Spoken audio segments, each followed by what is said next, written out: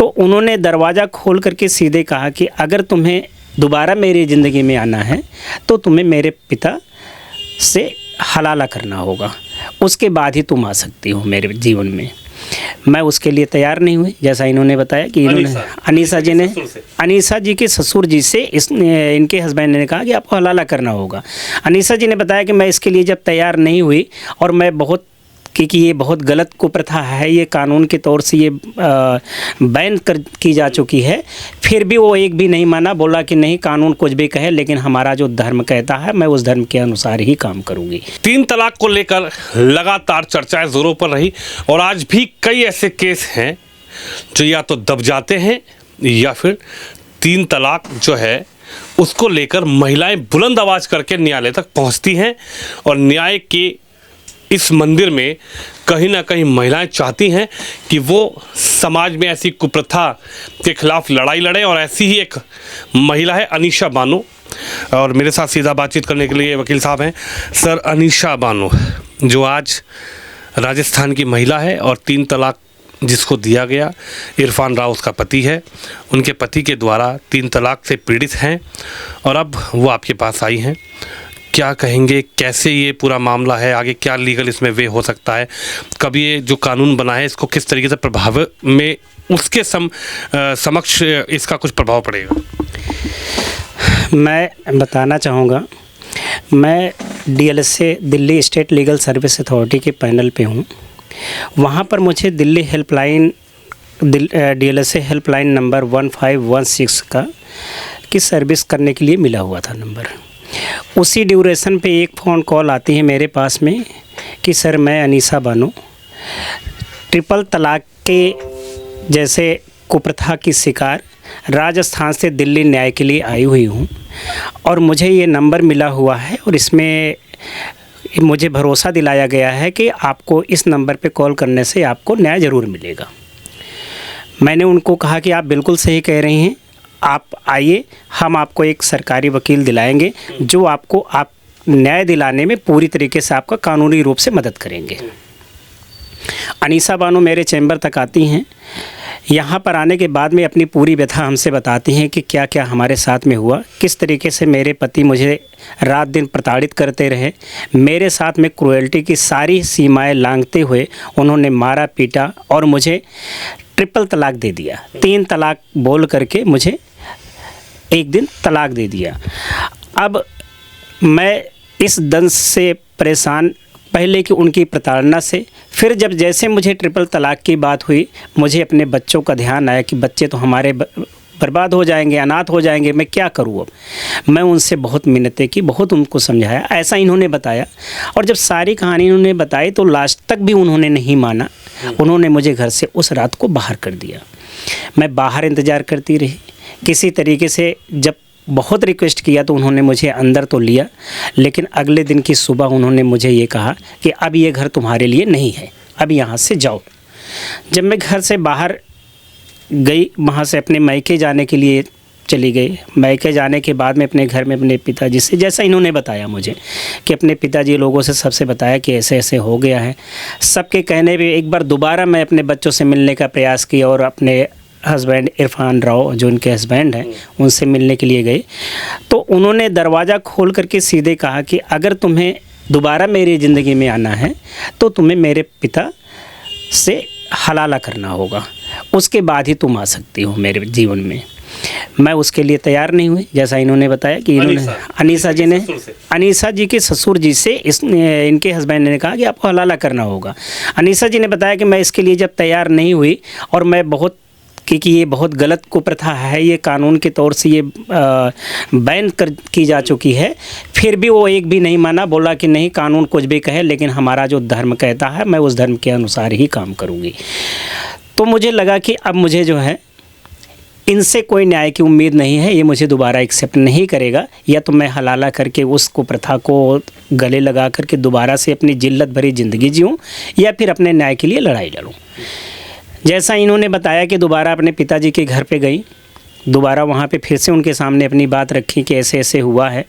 उनके पिता भी थोड़ा बहुत इनका साथ देने के लिए गए प्रशासन के पास में, लेकिन चूंकि इन्होंने बताया कि इनका जो ससुर है और जो इनके हस्बैंड है बहुत प्रभावशाली क्षेत्र में व्यक्ति हैं जिनका प्रभाव है, उस प्रभाव के कारण जो है कोई भी कानूनी कार्रवाई इनके पक्ष में हो नहीं पाई।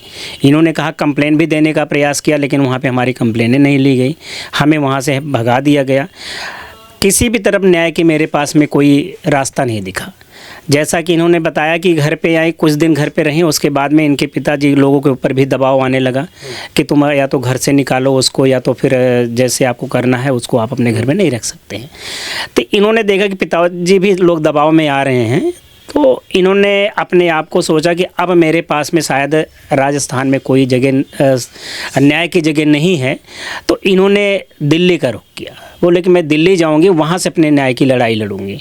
और जब दिल्ली आई तब इन्होंने, जैसा कि इन्होंने बताया कि मुझे किसी ने बताया कि 1516 नंबर जो Delhi helpline, Delhi state legal service authority का हेल्पलाइन नंबर है, उस पर कॉल करो, वहाँ से आपको एडवोकेट मिलेंगे और आपको न्याय दिलाएंगे। तब इन्होंने इस नंबर पे कॉल करके मेरे पास में अप्रोच की। आज के समय में जब इन्होंने मुझे कहा कि नहीं आपको ही मेरी लड़ाई लड़ना है, मैंने इनको आश्वस्त किया कि बिल्कुल आपकी न्याय की लड़ाई में मैं आपके साथ में बिल्कुल आपके साथ खड़ा हूँ। जब जहाँ तक भी हो सकेगा आपके लिए मैं लड़ाई ये लड़ूंगा। आज के समय में मैंने महिला आयोग में उन सभी जो दोषी हैं उनके खिलाफ़ हमने कंप्लेन कर रखी है। इनके पति के खिलाफ़, इनके और भी जो उसमें लोग सम्मिलित हैं उनके खिलाफ़ डोमेस्टिक वायलेंस, घरेलू हिंसा का केस भी मैंने रोहिणी कोर्ट में डाल रखा है। इनके लिए कुछ गुजारा भत्ता के लिए व्यवस्था हो सके उसके लिए हमने इनके गुजारा भत्ता का केस भी दायर किया हुआ है। ट्रिपल तलाक जो एक असंवैधानिक कार्य है जिसको कानूनन 2019 से बैन कर दिया गया है, जिसमें सज़ा का भी प्रावधान है, उसके लिए भी हमने कंप्लेन कर रखी है। मुझे पूरा भरोसा है कि मैं अनीसा बानो को न्याय दिलाऊंगा, और सिर्फ अनीसा बानो ही नहीं, अनीसा बानो की तरह कितनी अनीसा बानो हैं, लाखों अनीसा बानो जो पर्दे के पीछे इस दंश को झेल रही हैं। अनीसा बानो की आवाज़ के माध्यम से उन सबको भी न्याय दिलाने में मैं सामर्थ्य रहूँगा, ऐसा मेरा भरोसा है। वकील साहब, एक बड़ा सवाल ये है, जब अनीसा बानो से मेरी बात हुई तो उन्होंने कहा कि बच्चों के लिए मैं रो रही हूँ।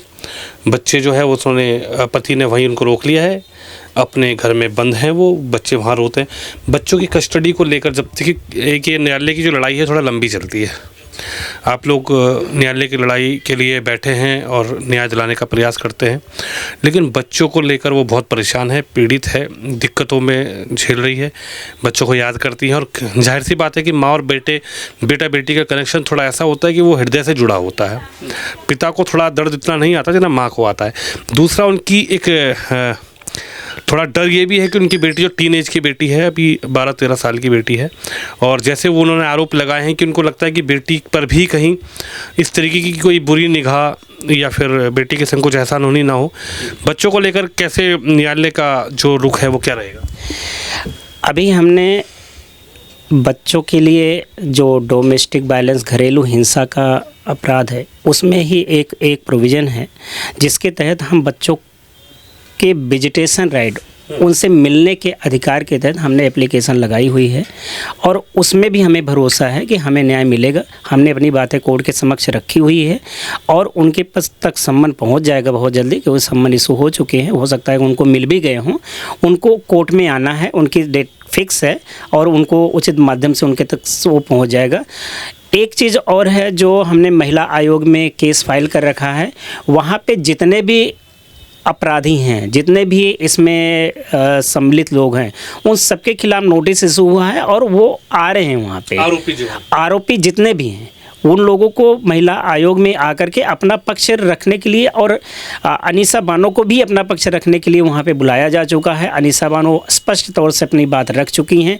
वो लोग लगातार इन पे दबाव डाल रहे हैं कि केस अपना वापस लो, केस वापस लो, लेकिन अनीसा बानो अपनी लड़ाई लड़ने के लिए कृत संकल्प हैं और वो अपने लिए न्याय की लड़ाई कोर्ट के ऊपर भरोसा करके कोर्ट पे भी भरोसा कर रही हैं और दिल्ली पुलिस की पुलिस प्रशासन पे भी भरोसा कर रही हैं और ये कह रही हैं कि बिल्कुल हमें यहाँ से न्याय मिलेगा, न्याय की पूरी उम्मीद है। और मैं उनको भी आश्वस्त करना चाहता हूँ कि जो कानून की प्रक्रिया है, जो कानून में उपलब्ध प्रावधान है, उसके तहत उनको न्याय अवश्य मिलेगा, इसमें कोई संदेह नहीं है।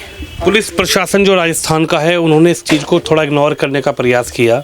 जब अनीसा वहाँ गई तो जैसी मेरी बात हुई, पुलिस ने थोड़ा सा इसको लाइट वे में लेने का प्रयास किया। क्या आप कहेंगे, क्योंकि आप एक लीगल तौर पे अच्छे जानकार हैं, एक वरिष्ठ वकील हैं, ऐसे मामलों में अगर पुलिस के बड़े अधिकारी को इतना लाइटली लेंगे तो ऐसे कैसे समाज चलेगा? देखिए, मैं राजस्थान पुलिस प्रशासन के ऊपर कोई आक्षेप तो नहीं लगा सकता हूँ, लेकिन मैं इतना ज़रूर कहना चाहूँगा कि इस तरीके की अगर कोई भी सूचना कहीं की भी पुलिस प्रशासन तक पहुँचे तो उसको गंभीरतापूर्वक लेना चाहिए, गंभीरतापूर्वक उस पर कार्रवाई करनी चाहिए। हमारे देश के माननीय प्रधानमंत्री श्री नरेंद्र मोदी जी इस तरफ महिलाओं के अधिकारों के प्रति पूरी तरीके से समर्पित हैं, इसीलिए कानून में प्रावधान करके जगह जगह पर उनके अधिकारों की बात करते हैं। बेटी बचाओ बेटी पढ़ाओ का नारा दे रहे हैं। ऐसे कानून बन रहे हैं संविधान में, संवैधानिक तौर से, जिससे कि महिलाओं को संरक्षित किया जाए, सुरक्षित किया जाए। और महिलाओं को देखा जा रहा है कि वो बड़े बड़े काम कर रहे हैं, चाहे युद्ध का क्षेत्र रहा हो, चाहे आप वैज्ञानिक क्षेत्र में देखिए, महिलाओं को प्रमोट कर रहे हैं। मैं पुलिस प्रशासन से एक आग्रह, निवेदन पूर्वक, बड़े विनम्रतापूर्वक आग्रह करूंगा कि हमारे माननीय प्रधानमंत्री जी के विजन को अगर वो लोग ध्यान देकर के कार्य करेंगे तो हमारे देश की जो महिलाएं हैं, जो मातृशक्तियां हैं, उनके साथ हो रहे इस तरीके अपराध पे अंकुश लगेगा और साथ साथ उनका मनोबल बढ़ेगा और समाज में वो एक अपनी अलग प्रतिष्ठा और अलग पहचान बना करके देश की सेवा में भी समर्पित हो सकेंगे। वकील साहब, इस पूरे मामले को कैसे आप देख रहे हैं? जो उनके पति हैं इरफान राव, जो 3 तलाक दे चुके हैं, क्योंकि ये अब लीगल तो है ही नहीं, असंवैधानिक है, क्या उसको सज़ा हो सकती है? कैसे उसको कानूनी तौर पर सज़ा मिल सकती है? क्या प्रोविज़न है सर? कानून में प्रावधान है कि अगर कोई व्यक्ति अपने पत्नी को लीगल वेडेड वाइफ को ट्रिपल तलाक के आधार पे, जो मुस्लिम विधि में एक तरीके की कुप्रथा के रूप में रही है और उसका अभी तक हमारे मुस्लिम समाज की महिलाएं ढोती आई हैं, उनके लिए संविधान में उनके लिए संशोधन करके, मुस्लिम विवाह संरक्षण अधिनियम के तहत संशोधन करके उस प्रथा को हटा दिया गया और अब वो कानूनन तौर से 3 साल तक की सज़ा का उसमें प्रावधान कर दिया गया। अगर कोई 3 तलाक दे करके किसी महिला के साथ में ऐसा करता है तो उसको 3 साल तक की सज़ा हो सकती है। अगर अनीसा बानो के केस के बारे में हम बात करें तो इनके पति ने जिस तरीके से ट्रिपल तलाक दे करके उनको हलाला जैसे कुप्रथा पे झोंकने का प्रयास किया है, निश्चित रूप से वो सज़ा के भागी हैं और मुझे पूरा भरोसा है कि मैं उनको सज़ा दिला करके रहूँगा। चलिए, हमारे साथ सीनियर लॉयर हैं और जिनका ये कहना है कि अनीसा बानो को बिल्कुल न्याय दिलाएंगे, लीगल तौर पे लड़ाई लड़ रहे हैं और ऐसे सोच के व्यक्ति को न्यायालय भी दंडित करे और समाज में भी ऐसे सोच के व्यक्ति को लगातार सामाजिक तौर पर भी ऐसे व्यक्ति का बहिष्कार होना चाहिए। कैमरामैन शिवम यादव के साथ विनोद शर्मा, 30 हजारी कोट, दिल्ली।